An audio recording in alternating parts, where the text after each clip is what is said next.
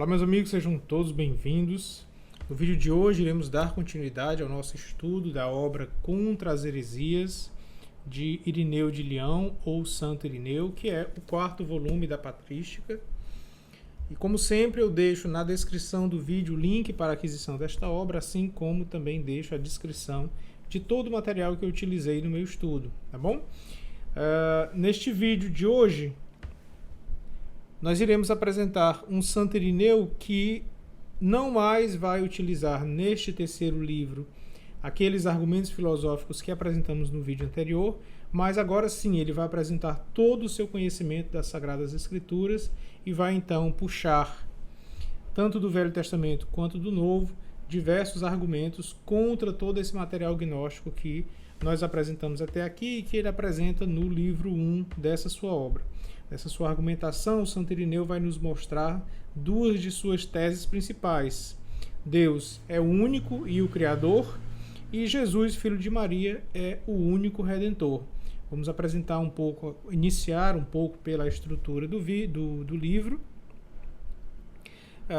e a partir daí tecer alguns comentários sobre a doutrina de Santo Irineu e depois alguns comentários sobre uma parte ou outra do livro, tá bom?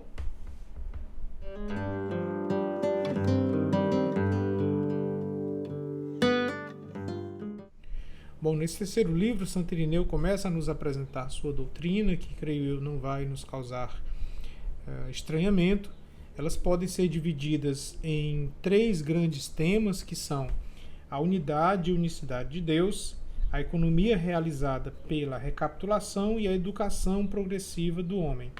Bom, não preciso dizer que em cada uma dessas áreas nós teremos então uma grande quantidade de material doutrinário, de modo que apresentarei aqui apenas um resumo dos principais tópicos, é claro, de cada uma delas. Então, no que concerne a unidade e unicidade de Deus, Santo Irineu então vai nos defender Deus como único Criador do mundo, como sem limites, como imutável, assim como vai nos apresentar este Deus como sendo o Criador de todas as coisas, é Pai do Logos, que por sua vez pré-existia a criação do mundo.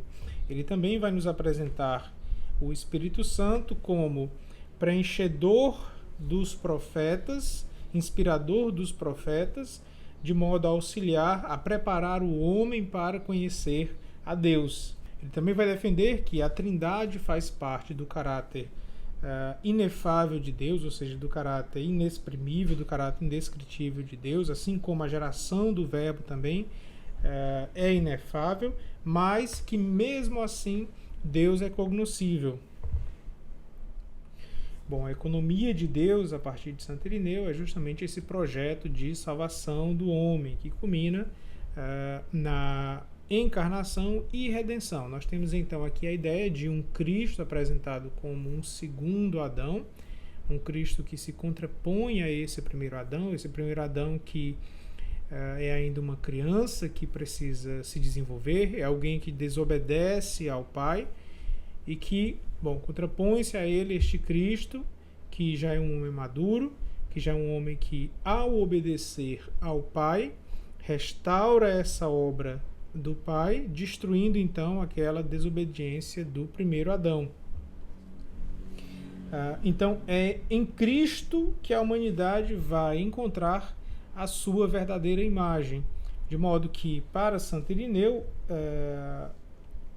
a encarnação é condição necessária para que a salvação possa se realizar. Bom, com relação à educação progressiva do homem, Santo Irineu nos mostra o homem como um ser em desenvolvimento em vista de sua maturidade, né? Sua maturidade espiritual. Então, o homem é criado à imagem de Deus para se assemelhar a Deus, mas nunca será Deus. Deus é o Criador, o homem é a criatura. Então, o homem ele é feito receptáculo dos dons de Deus,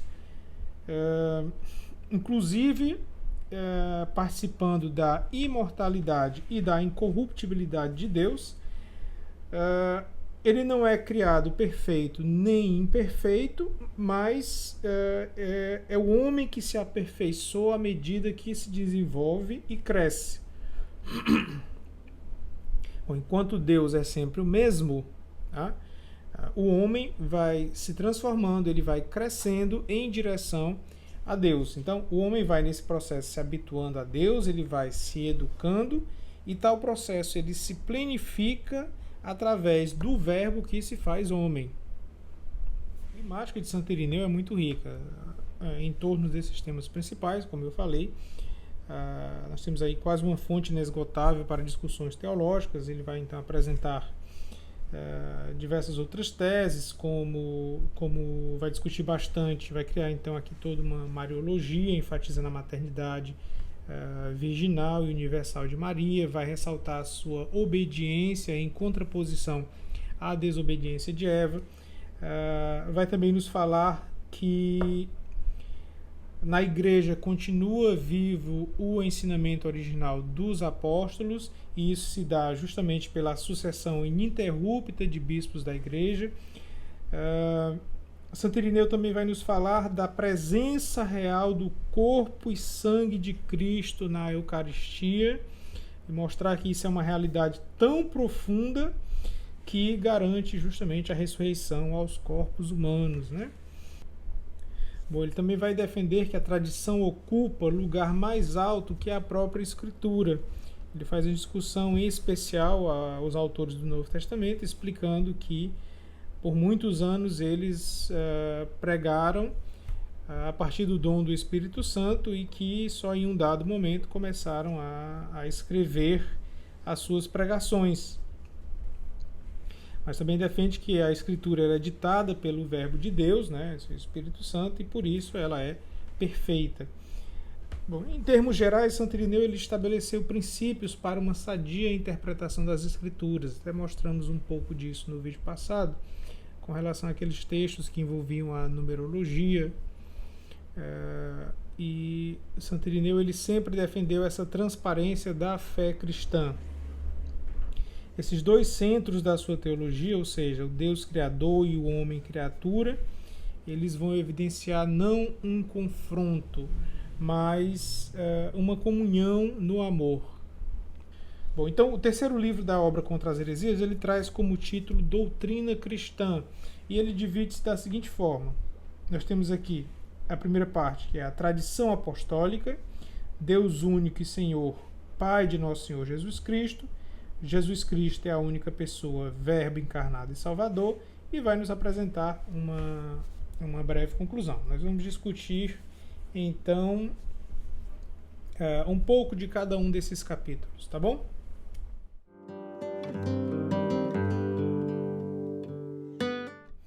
Bom, neste primeiro capítulo, intitulado A Tradição Apostólica, Santo Irineu, ele vai então delinear os caminhos das palavras de Cristo até seus dias, e para isso ele faz um histórico da sucessão apostólica, que é muitíssimo interessante. Recomendo fortemente a leitura. E, bom, em meio a isso ele nos apresenta também diversos outros argumentos, como por exemplo, ele critica os gnósticos que se propunham a corrigir os apóstolos, como nós mostramos aqui em vídeos anteriores. Em especial ele defende que os apóstolos, no momento da sua pregação,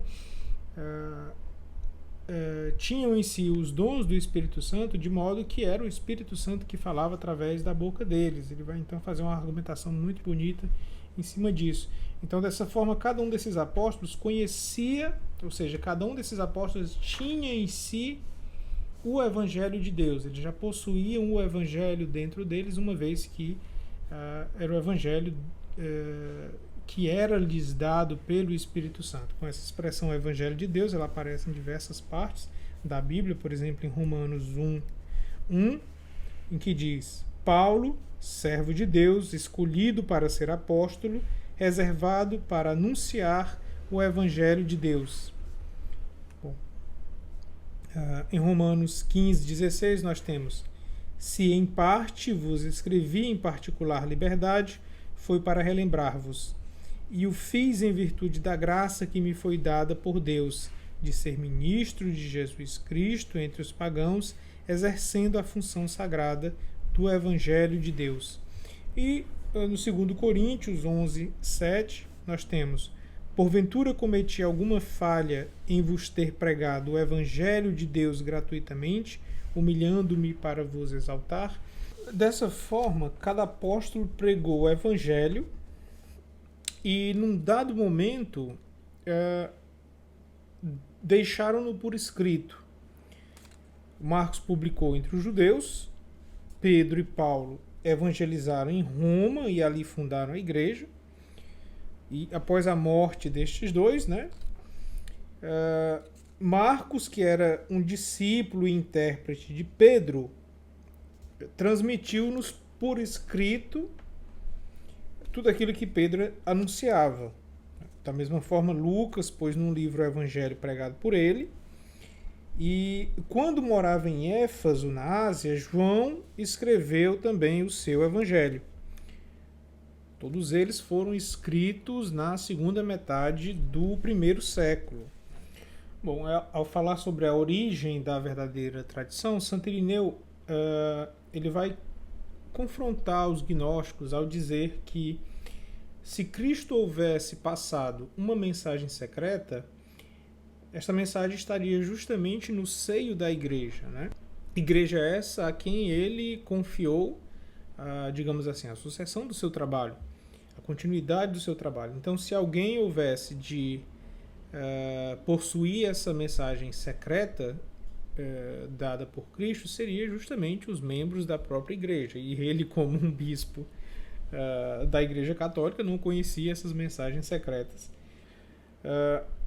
Contudo, em meio a essa apresentação, há um trecho um tanto quanto engraçado que me chamou a atenção e que eu gostaria até de compartilhar aqui com vocês. Ele trata-se justamente dessa visão pueril de que o cristão ele precisa tolerar todo mundo, confundindo aí, evidentemente, a ideia do amor cristão, né? Bom, o trecho encontra-se no parágrafo 3, 4, tá? Quando Santo Irineu ele tece alguns comentários históricos sobre Policarpo. O trecho é o seguinte: e aos que ouviram dele que João, o discípulo do Senhor, tendo ido um dia às termas de Éfeso e tendo notado Cerinto lá dentro, precipitou-se para a saída sem tomar banho, dizendo ter medo de que as termas desmoronassem, porque no interior se encontrava Cerinto, o inimigo da verdade.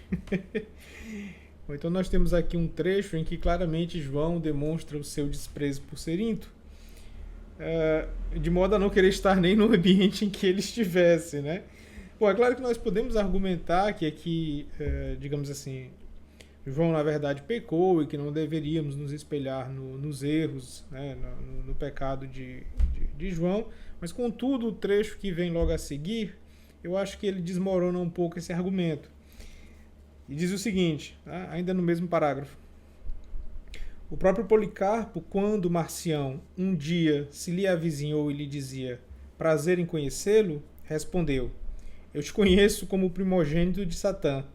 Tanto era a prudência dos apóstolos e de seus discípulos que recusavam comunicar, ainda que só uma palavra, com alguém que deturpasse a verdade.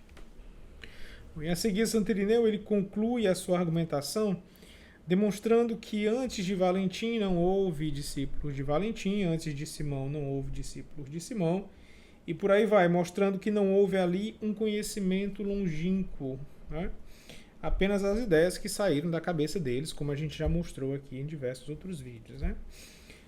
Bom, então Santo Irineu ele vai nos apresentar a tradição apostólica como um dos maiores tesouros da igreja, né?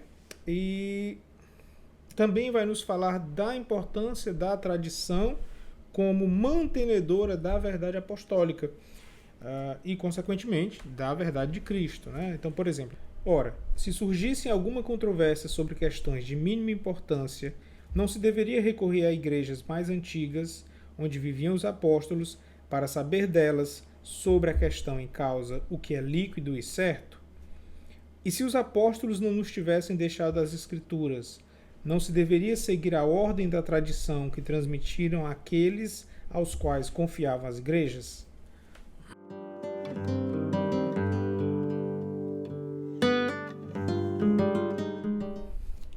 Bom, no capítulo seguinte, denominado Deus único e Senhor, Pai de nosso Senhor Jesus Cristo, Santo Irineu vai dividir um pouco a sua argumentação, divide na verdade em 4 partes,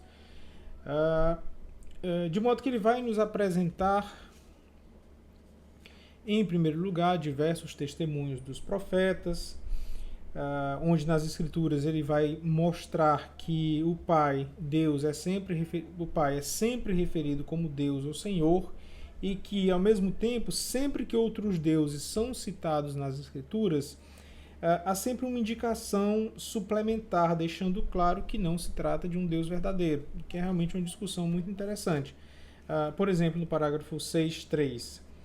Ao contrário, quando a Escritura fala dos falsos deuses, nunca os apresenta, como já disse, de maneira absoluta, mas acrescenta alguma indicação suplementar e algum sentido pelos quais mostra que não são deuses. Assim, em Davi, os deuses das nações, ídolos dos demônios, que se refere evidentemente ao Salmo 96:5, e ainda, não irei atrás dos deuses estrangeiros, Salmos 81:10, pela razão mesma que os chama deuses das nações, as nações, sabe-se, ignoram o verdadeiro Deus, e de deuses estrangeiros exclui que sejam deuses. Por outro lado, falando absolutamente, afirma que eles são, de fato, ídolos dos demônios. Bom, e a seguir ele apresenta, através do testemunho dos apóstolos, a argumentação de que existe um único Senhor e Deus. Ele vai citando, então, diversas passagens das Escrituras, mostrando um profundo conhecimento das Escrituras. E, bom, como eu já havia explicado, diferente do capítulo anterior, nós não vamos encontrar aqui mais uma discussão filosófica. Ele vai realmente utilizar as Escrituras para apoiar a sua argumentação. E nas demais partes do capítulo, ele reforça seus argumentos a partir de diversos outros exemplos das Escrituras, a partir dos discípulos, dos Atos dos Apóstolos, etc.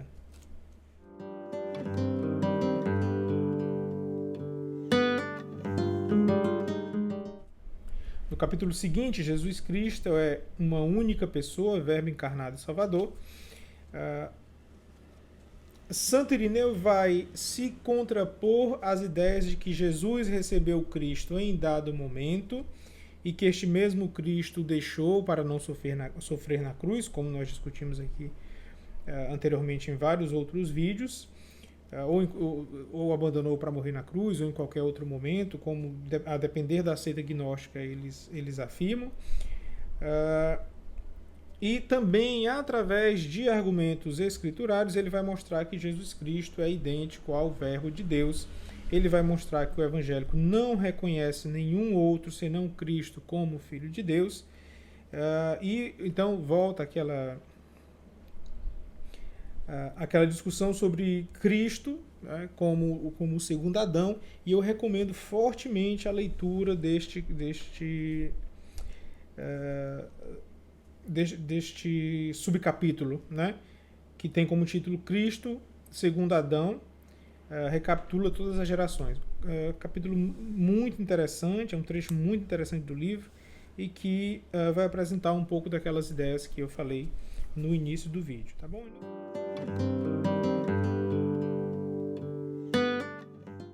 Bom, no fim temos aí um capítulo de conclusão em que ele confirma a unidade de Deus, sua transcendência e sua livre, gradual e amorosa revelação em Cristo, em contraponto aos gnósticos que defendem a incompreensibilidade, a incomunicabilidade de Deus.